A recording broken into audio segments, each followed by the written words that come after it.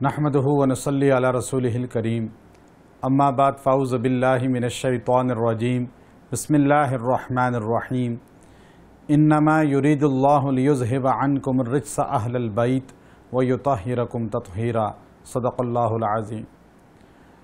حضور اقدس صلی اللہ علیہ وسلم نے ارشاد فرمایا کہ میرے صحابہ ستاروں کی مانند ہیں، الصحابی کالنجوم فَبِأَيِّهِمْ اقْتَدَيْتُمْ اهْتَدَيْتُمْ۔ جس صحابی کی اقتداء کرو گے ہدایت پاؤ گے۔ گویا کہ سارے صحابہ رسول اللہ صلی اللہ علیہ وسلم کے فرمان کے مطابق ستاروں کی مانند ہیں۔ یہ حدیث مشکات شریف کے اندر موجود ہے۔ دوسری حدیث مشکات شریف ہی کی ہے جس کو مسند احمد کے اندر بھی نقل کیا گیا کہ رسول اللہ صلی اللہ علیہ وسلم نے فرمایا میرے اہل بیت سفینہ نوح کی مانند ہیں، کشتی نوح کی مانند ہیں۔ جو اہل بیت کی کشتی میں سوار ہو جائے گا وہ نجات پالے گا۔ گویا کہ اہل بیت کو سفینہ نوح سے تشبیہ دی، چونکہ سیدنا نوح علیہ السلام نے کشتی بنائی تھی۔ جب اللہ کی طرف سے عذاب آیا اور طوفان نوح آیا تو جتنے لوگ تھے وہ سارے کے سارے غرق ہو گئے، صرف وہی لوگ بچے جنہوں نے حضرت نوح علیہ السلام کی کشتی میں پناہ لی اور کشتی میں سوار ہو گئے۔ حضور اقدس صلی اللہ علیہ وسلم کی یہ دو حدیثیں جامع ترین حدیثیں ہیں۔ ایک صحابہ اکرام رضوان اللہ اجمعین کی عظمت کو بیان کیا اور دوسرا اہل بیت کی شان اور عظمت کو واضح کیا۔ صحابہ اکرام رضوان اللہ اجمعین حضور اقدس صلی اللہ علیہ وسلم کے فرمان کے مطابق اہل بیت عظام رضی اللہ تعالی عنہم اجمعین یہ بابرکت ہوئے اور امت کی ہدایت کا ذریعہ بنے۔ صحابہ 1.25 لاکھ سے زائد ہیں، جن میں سے کچھ فتح مکہ سے پہلے کے صحابہ ہیں اور کچھ فتح مکہ کے بعد کے ہیں۔ کچھ فقراء مہاجرین ہیں، کچھ انصار ہیں، کچھ ایسے صحابہ ہیں جو عرب سے تعلق رکھتے ہیں، کچھ صحابہ ایسے ہیں جو عجم سے تعلق رکھتے ہیں، جن میں سید سلمان فارسی رضی اللہ تعالی عنہ بہت مقبول ہیں۔ حضور اقدس صلی اللہ علیہ وسلم نے ارشاد فرمایا کہ میرے صحابہ آسمان کے ستارے ہیں۔ ستارے کیوں کہا؟ مرقات کے اندر ملا علی قاری رحمۃ اللہ علیہ نے اس کو واضح کیا ہے کہ ستارے آسمان پر ہوتے ہیں اور بلند ہوتے ہیں۔ صحابہ کی شان بلند ہے، اتنی بلند ہے کہ جس طرح آسمان کے ستارے انسانوں کی پہنچ سے بہت دور ہوتے ہیں، ہم صرف ان کو دیکھ سکتے ہیں، ہم ان تک رسائی نہیں حاصل کر سکتے۔ صحابہ کی شان اتنی بلند ہے کہ ہمارے الفاظ ان کی عظمت کو بیان کرنے کے لیے قاصر ہیں۔ پھر حضور علیہ السلام نے صحابہ کو ستارے کہا۔ دیکھیے چاند اور سورج اور ستارے یہ آسمان کی زینت ہے، لیکن جب آسمان پہ سورج ہوتا ہے تو ستارے نظر نہیں آتے۔ حالانکہ یہ ستارے آسمان پر موجود ہوتے ہیں، لیکن سورج کی روشنی کے سامنے ستاروں کی روشنی کچھ حیثیت نہیں رکھتی۔ حضور اقدس صلی اللہ علیہ وسلم کو قرآن نے سراجم منیرہ کہا۔ حضور اقدس صلی اللہ علیہ وسلم وہ سورج کی مانند ہیں کہ آپ کی نورانیت، آپ کی طرف سے جو اللہ رب العزت نے آپ کو علوم عطا فرمائے، ان کے انوارات پوری دنیا پر پھیلے ہوئے ہیں۔ حضور اقدس صلی اللہ علیہ وسلم نے صحابہ کو ستارے کہہ کر یہ چیز بتلائی کہ ستاروں کی قدر اس وقت آتی ہے جب سورج چلا جاتا ہے، جب سورج غائب ہو جاتا ہے۔ تو اس لیے حضور اقدس صلی اللہ علیہ وسلم کی زندگی میں شاید ابو بکر رضی اللہ تعالیٰ عنہ، عمر رضی اللہ تعالیٰ عنہ، عثمان رضی اللہ تعالیٰ عنہ، علی رضی اللہ تعالیٰ عنہ کی شان، دیگر صحابہ کی شان اتنی واضح نہیں تھی، لیکن جب رسول اللہ صلی اللہ علیہ وسلم دنیا سے پردہ فرما گئے تو پھر یہ ستارے چمکنا شروع ہوئے۔ ستارہ ایک پہلے آتا ہے، سارے ستارے شام کو یکدم نہیں آتے۔ آپ نے دیکھا ایک ستارہ آتا ہے چمکتا نظر آتا ہے، پھر 2، پھر 10، پھر آسمان بھر جاتا ہے۔ اسی طرح رسول اللہ صلی اللہ علیہ وسلم کی بارگاہ میں پہلے ایک ستارہ کبھی آیا، کبھی ایک صحابی آئے، کبھی 10 صحابی آئے۔ اس طرح آپ علیہ السلام کے گرد صحابہ کا بہت بڑا اجتماع بن گیا۔ حضور اقدس صلی اللہ علیہ وسلم کے جانے کے بعد پھر آسمان کے ستارے ابو بکر صدیق کی صداقت بن کے چمکی، حضرت عمر رضی اللہ عنہ کی عدالت بن کے چمکی، حضرت علی رضی اللہ تعالیٰ عنہ کے قضاء کے فیصلے آسمان کی زینت بن کے چمکے۔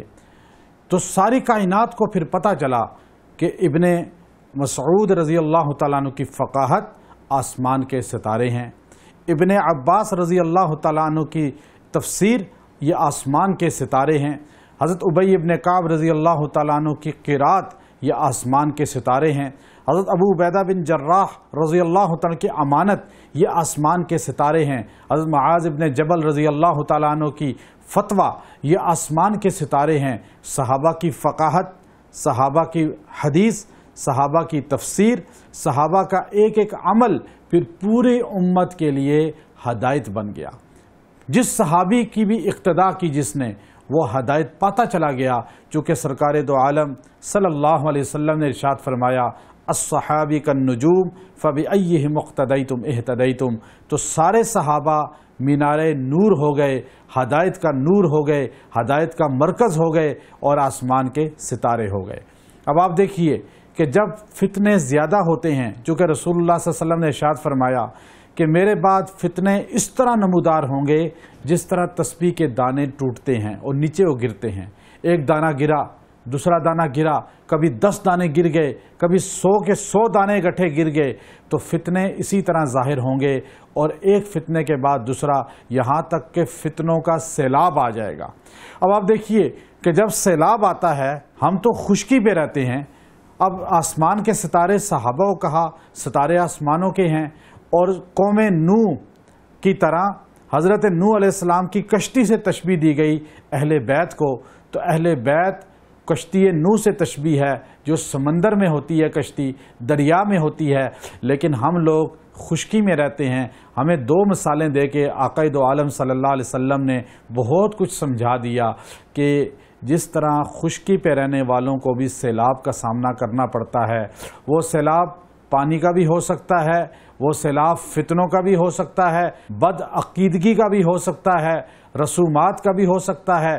تو اللہ رب العزت جب ایک آدمی سیلاب میں پھنس جائے، رات کی تاریکی ہو، جب سیلاب میں پھنس جائے، چاہے لاکھ شور مچائے سیلاب سے نہیں نکلے گا جب تک آسمان پہ ستارے نمودار نہ ہو جائیں اور اس کو اگر پکڑ کر کشتی پہ سوار نہ کر دیا جائے۔ آسمان کے ستارے کشتی کو بھی رستہ دکھائیں گے، اس انسان کو بھی رستہ دکھائیں گے، اور کشتی پہ بیٹھنا اس کو ڈوبنے سے بچا لے گا۔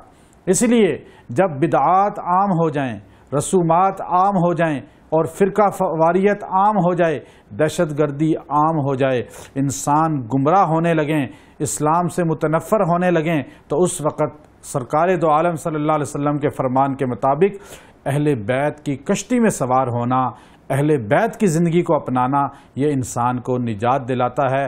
وہاں ستارے آسمان کے صحابہ، یہاں جن کی کشتی میں سوار ہونا ہے وہ اہل بیت رسول اللہ صلی اللہ علیہ وسلم کا گھرانہ ہے۔ قرآن پاک کے اندر 13 مقامات پہ اہل بیت کا لفظ آیا، لیکن جہاں بھی اہل بیت کا لفظ آیا اس سے مراد رسول اللہ صلی اللہ علیہ وسلم یا دیگر انبیاء کی ازواج ہیں، آپ علیہ الصلوۃ والسلام کی بیویاں ہیں۔ سورہ احزاب کے اندر اللہ نے کہا انما یرید اللہ لیذھب عنکم الرجس اہل البیت، تو اہل بیت سے مراد حضور کی بیویوں کو خطاب کیا، چونکہ پہلے بھی خطاب بیویوں سے ہے اور بعد میں بھی خطاب بیویوں سے ہے۔ حضور اقدس صلی اللہ علیہ وسلم نے حضرت سیدہ فاطمہ الزہرا رضی اللہ تعالی عنہا کو حضرت حسن، حضرت حسین، حضرت علی رضی اللہ عنہ اجمعین کو اپنی چادر کے اندر رکھ کر فرمایا یہ میرے اہل بیت ہیں۔ سیدہ ام سلمہ کہنے لگیں یا رسول اللہ میں بھی آپ کی چادر کے اندر آ جاؤں، اہل بیت بن جاؤں؟ حضور نے فرمایا ام سلمہ آپ تو پہلے سے اہل بیت ہیں، بیوی تو ہوتی اہل بیت ہے، یہ میری بیٹی ہے، 3 بیٹیاں پہلے وفات پا چکی ہیں، اب یہ بچے ہیں بیٹی کے اور یہ داماد ہے، یہ اعزازی طور پہ اہل بیت میں شامل ہیں، چونکہ بیٹی شادی سے پہلے بندے کے گھر کا حصہ ہوتی ہے. جب بیٹی کی شادی ہو جائے تو پھر وہ اپنے شوہر کے گھر کا حصہ بن جاتی ہے. حضور اقدس صلی اللہ علیہ وسلم نے سیدہ فاطمہ الزہرا کو اہل بیت قرار دیا. حضرت فاطمہ رضی اللہ تعالیٰ عنہ کے بطن سے حضرت حسن، حضرت حسین، حضرت زینب، حضرت سکینہ، یہ جو آپ کی بیٹیاں اور بیٹے ہیں، پھر ان کی اولاد بھی اہل بیت بنی. ان اہل بیت سے آگے نسل چلی اور اہل بیت کہلانے والے آپ کی نسل میں سے لوگ اہل بیت اور سید سادات کہلاتے ہیں. ان کی عزت بھی، ان کی شان بھی یقینی ہے، ان کی محبت بھی یقینی ہے. تو اس لیے آج ہمیں اہل بیت کی کشتی اور صحابہ کی ہدایت لینا ہمارے لیے نجات کا ذریعہ بن سکتا ہے. وآخر دعوانا ان الحمد للہ رب العالمین. ویڈیو کے نیچے سبسکرائب کے بٹن پہ کلک کریں، بیل کے آئیکن پہ کلک کیجئے تاکہ ہر نئی ویڈیو کی نوٹیفیکیشن آپ کو مل جائے.